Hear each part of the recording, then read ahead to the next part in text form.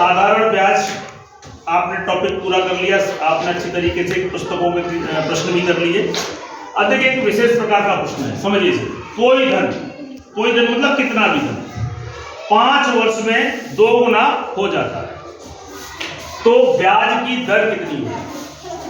कोई भी धन 5 वर्ष में दुगना हो जाता है। मान लो मैं किसी से 100 रुपए उधार लेके आया, अब इस 100 रुपए को मुझे दुगना करना है, यानी कि मैं उसको 200 लौटाऊंगा।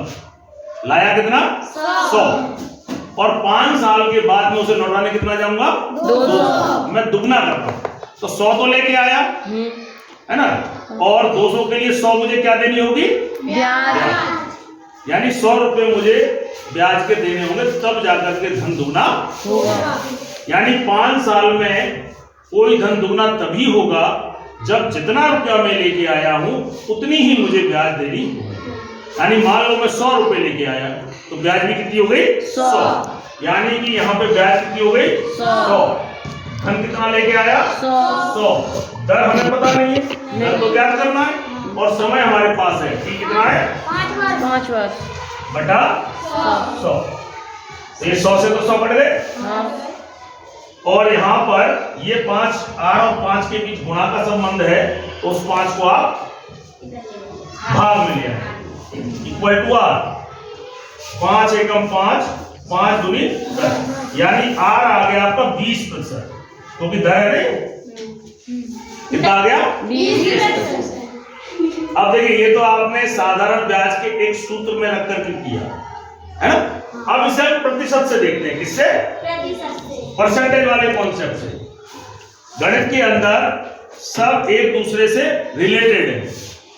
प्रतिशत साधारण ब्याज से रिलेटेड है, साधारण ब्याज प्रतिशत से रिलेटेड है, क्योंकि दर है तो प्रतिशत उसमें है ही है। तो देखिए आपने 5 वर्ष है ये, और प्रतिशत हम किस में निकालते हैं? 100 प्रतिशत। जो प्रतिशत की जो सबसे कंपैरिजन वाली जो इकाई है वो कितना है? 100। यानी कि उस 100 को 5 बराबर हिस्से में तोड़ दो।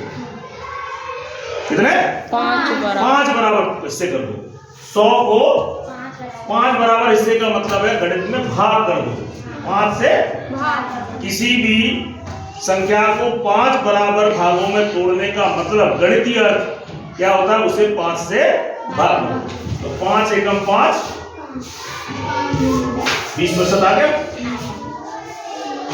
मैंने यहाँ कोई सूत्र नहीं लगाया, कोई साधारण ब्याज का नहीं लगाया, कुछ नहीं लगाया, ठीक है ना। यानी कि अप्रत्यक्ष रूप से साधारण ब्याज का संबंध प्रतिशत से है।